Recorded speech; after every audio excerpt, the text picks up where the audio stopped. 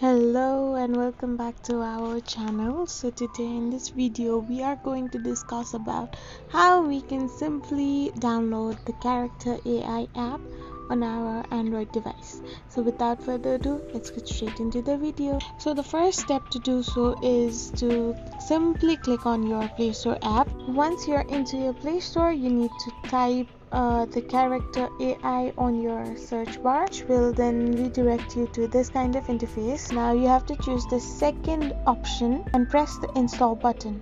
Once you press the install button, it will start to download, and after the download process ends, it will start to install in your device. After the installment is over, it will pass through a security scan and later will redirect you to your app.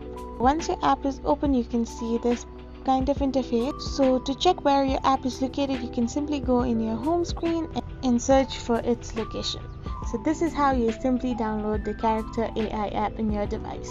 I hope this video was really helpful to you all, so don't forget to hit that subscribe button and do give us a thumbs up. We will be back again. Thank you so much for watching.